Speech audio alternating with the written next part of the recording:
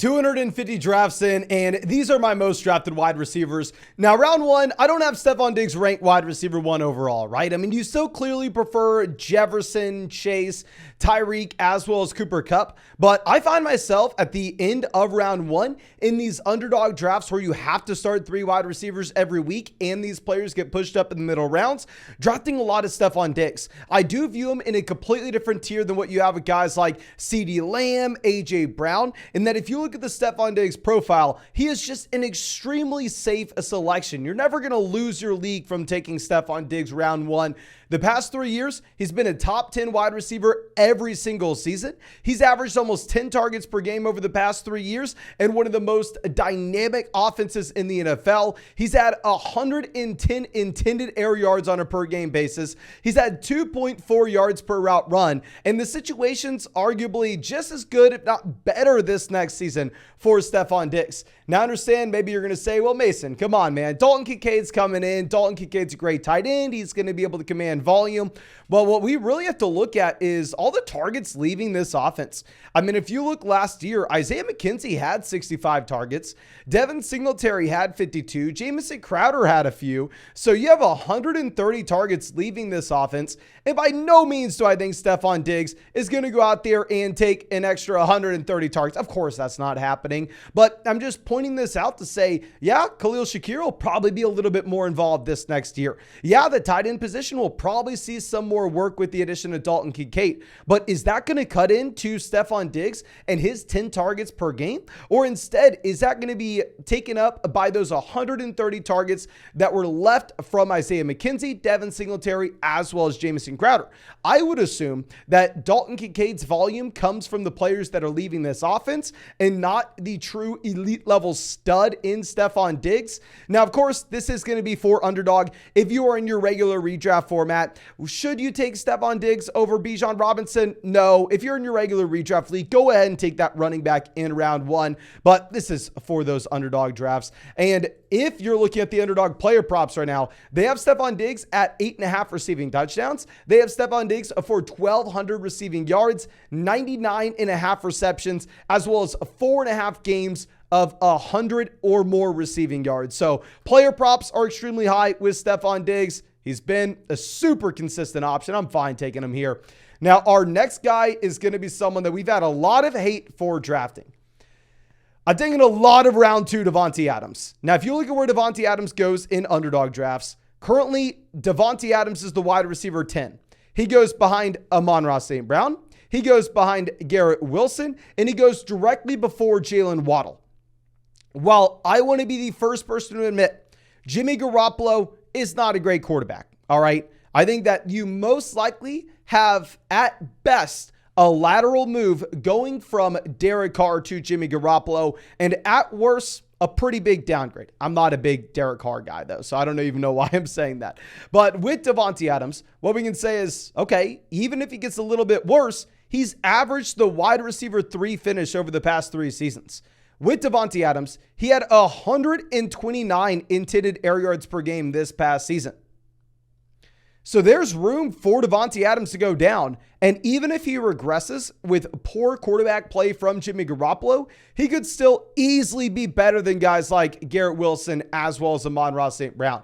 I mean, if we're going to go ahead and look at the player props that they have on Davante Adams right now, they have Davante Adams for 8 receiving touchdowns. They have Davante Adams at about 1,300 receiving yards, 96.5 receptions. They have him for 5 games with more than 100 receiving yards. I mean, if you're going to be comparing this to some of the other wide receivers, I mean, right now, if you look at Tyreek Hill is at 1,300 receiving yards, the exact same as Davante Adams. If you're looking at Jamar Chase, they have him at 5.5 games with 100 yards receiving compared to Davante Adams at 5 games. So they have these wide receivers in a similar range. If you're going over and looking at ESPN drafts right now, Davante Adams is not at such a massive discount as he is in those Underdog drafts. In ESPN drafts, Davante Adams has an ADP of 12.8, whereas CeeDee Lamb ADP 16.3, whereas AJ Brown ADP 20. Amon-Ra St. Brown, 20.4. I mean, you can even go and look at someone like Garrett Wilson here in these drafts, currently sitting at 21.1. So maybe in your ESPN drafts, Davante Adams isn't going to be a great selection because you have to take him in round 1. But if you can get him as a low-end wide receiver 1, high-end wide receiver 2 in underdog drafts, I'm all about it.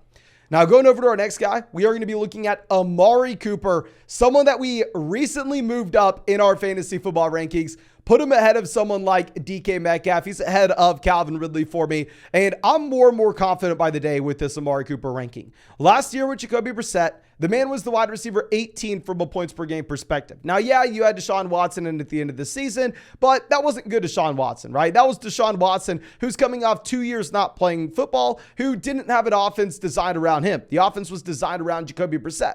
Now, going into this next season, Deshaun Watson should be back to his previous self. And we have to ask ourselves, okay, if Amari Cooper is going from some of the worst quarterback play in the NFL last year to now some of the best quarterback play in the NFL, what's stopping him from going from a wide receiver 18 to a top 10 option? What's stopping him from being an alpha? Because if we go back and look at every season of Deshaun Watson's NFL career, 2017, DeAndre Hopkins, wide receiver 2. 2018, Hopkins, wide receiver 3. 2019, Hopkins, wide receiver 4. And I understand what you're going to say. You're going to say, well, Mason, that's not because Deshaun Watson's so good. That's because DeAndre Hopkins is so good. Yeah, that's a fair point, right? But Will Fuller in 2020 was the wide receiver 7 from a points per game perspective with Deshaun Watson. By no means am I saying Amari Cooper is going to be the wide receiver 7 or higher, but I think he is a very reasonable price point right now. I mean, right now in underdog drafts, Amari is the wide receiver 17, which is right in line with his finish last year, but you're getting the quarterback upgrade, and I'm not too worried about the addition of Elijah Moore. And if you look at the player props that you have for Amari Cooper on Underdog, currently sitting at 6.5 receiving touchdowns, 925.5 receiving yards, 72.5 receptions, as well as 3 games with over 100 receiving yards. If you're going to compare this to Calvin Ridley, about the same lines. If you're going to compare this to DK Metcalf, they have Metcalf a little bit higher, but I mean, they just added in JSN. Now, of course, if y'all want to check out any of those player props, or if you want to get into a draft with us, which we are doing every single day on the live stream, you can find that link to Underdog Fantasy both in the description as well as the comment section of this video. And if you sign up to Underdog with promo code FLOCK, they're going to match your first deposit dollar for dollar up to $100. You're going to get our 2023 fantasy football rankings, a free trial to flockfantasy.com, where you can find our 2023 fantasy football draft guide. They're best ball drafts, so no time commitment at all during the season. That's how I drafted 700 teams and won $150,000 last year. But let's move over to our next guy. Round 4, Christian Watson. Now, I will say I just moved up Jerry Jeudy in these rankings, given the injury that you had to Tim Patrick. And now I would rather have Jerry Jeudy over Christian Watson. But I've been drafting these teams since April. And back in April, May, June, Tim Patrick was healthy. So instead, I was drafting Christian Watson.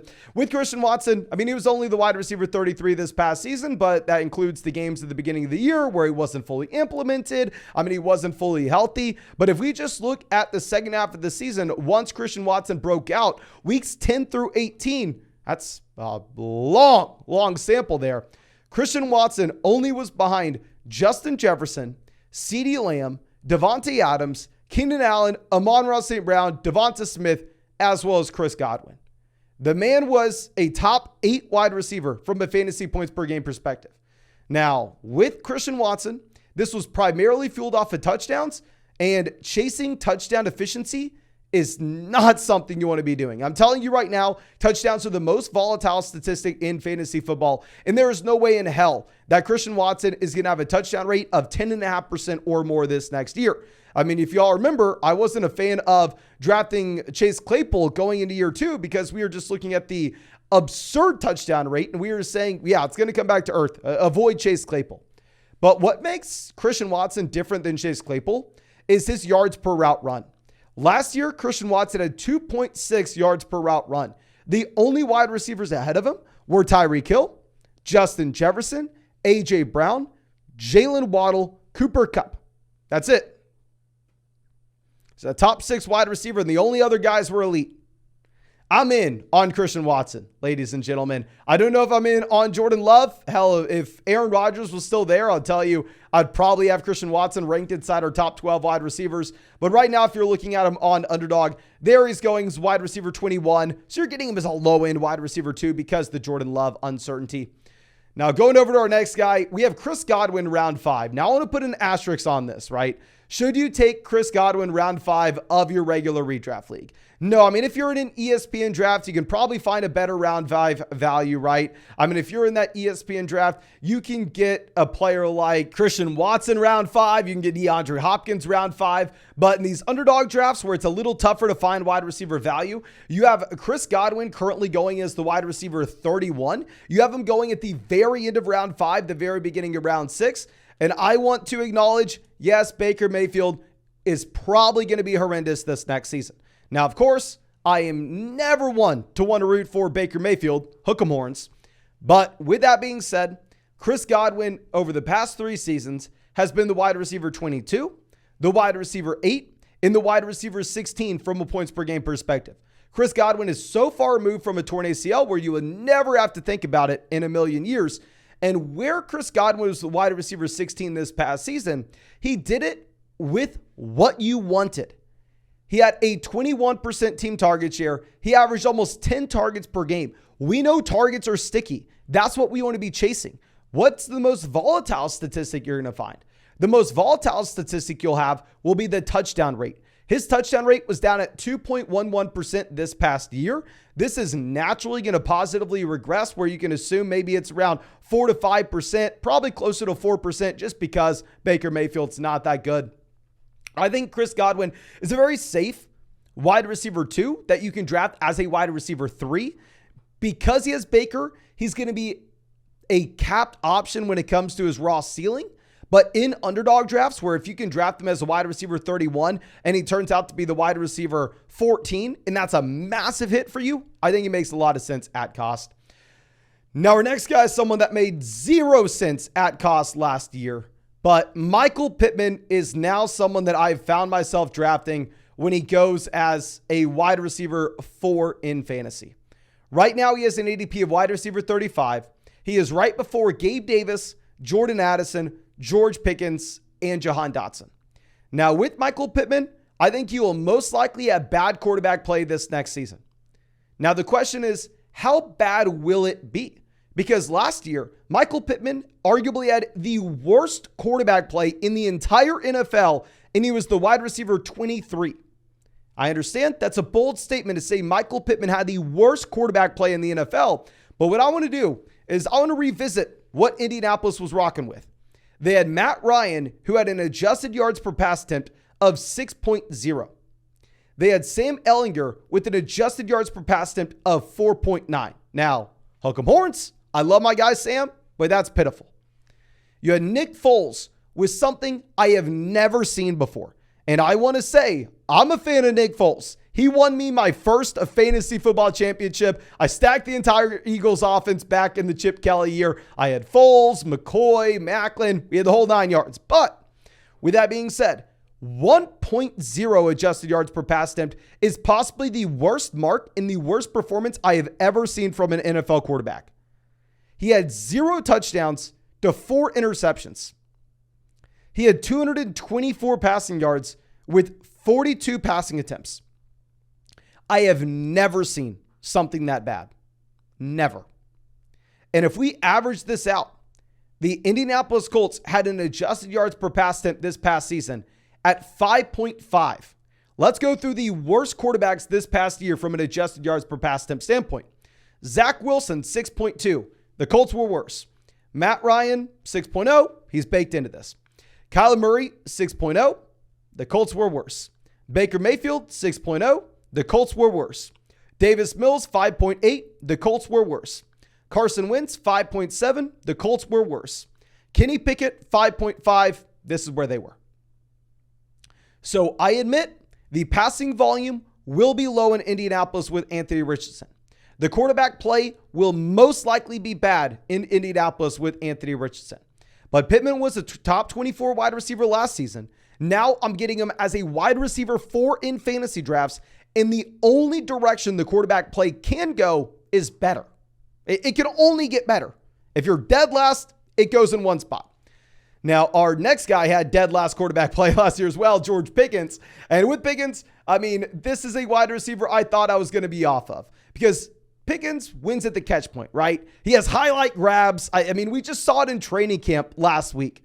And historically speaking, what's happened with those wide receivers that are able to make the best ESPN highlights, the best Twitter highlights, they get pushed up. Everybody looks at Terry McLaurin, who's never been a top 20 wide receiver in fantasy, and they view him as an elite option. They view him the same as A.J. Brown from a talent perspective. Where in reality, what you'd rather have is you'd rather have the wide receiver that generates separation, that just is a target monster, which Pickens wasn't this past season. But with that being said, it is a little surprising in my mind that the fantasy football draft community has priced that in. I thought people were going to overrate George Pickens. I thought George Pickens was going to be drafted as a high-end wide receiver 3, low-end wide receiver 2 this next year. But I mean, hell, right now he's the wide receiver 38. In comparison to Deontay Johnson as the wide receiver 29, I actually don't mind this George Pickens price point. Now, our next guy will be Treylon Burks, and I want to be on record. Treylon Burks has to have a massive asterisk next to this name, right? Because in these underdog drafts, Treylon Burks is the wide receiver 43, but I am very rarely drafting wide receivers in this range. I'm taking Javonte Williams. I'm taking James Cook. I'm taking Rashad White. I'm taking Alvin Kamara. I'm taking Isaiah Pacheco. I'm taking James Conner. I'm taking all those running backs over wide receivers in this range. But so far, Burks has been my most drafted guy. I honestly wouldn't recommend too many people to go through and draft Treylon Burks in your regular redraft format, just because the Tennessee Titans offense is going to be severely capped. Well, at the same time, they're going to run the ball, and Burks is the wide receiver 2 with this team. Now, it's just because on Underdog, you have to take a wide receiver, right? I mean, this is all about the strategy of your format. But on Underdog, if you take a wide receiver as a wide receiver 4, wide receiver 5, and then he turns out to be a high-end wide receiver 3, that's a good pick, and you should be happy with yourself. Whereas in your regular redraft league, if you take someone as a wide receiver 4, wide receiver 5, and he's a wide receiver 3, it doesn't even matter, right? So this is more going to be an underdog selection. And I'd say the same thing with the next guy. A couple different points. One, no, you should not be taking a wide receiver here in this round. In this round, I want to be going running back. I want to go Antonio Gibson, A.J. Dillon, Zach Charbonnet, Brian Robinson, Rashad Penny. But if I am taking a wide receiver in this round, which I very rarely do, my most drafted so far this offseason has been Jameson Williams. I would not recommend Jameson Williams in your regular redraft league if you would have to keep him on your bench through the first 6 weeks, because he is going to severely limit the potential for you to make waiver wire moves during the season.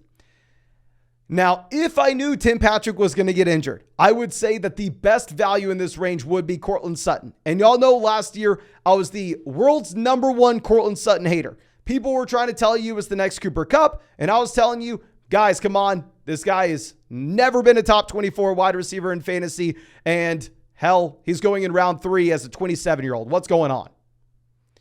But now, you bring in Sean Payton. Courtland Sutton is being drafted as a wide receiver 5 instead of as a wide receiver 1, and I'm okay with it. Okay? Courtland Sutton's not good, never really been that good. But the situation's much better this offseason. The price is much better as well. Like I said, these last few picks, you want to be just looking at in underdog drafts. In your regular redraft format, you're way better off once you get down this far on the wide receiver list to instead set yourself up in a position where you can take swings on high upside running backs, where you can take a swing on a high upside tight end, where you can take a swing on a high upside quarterback.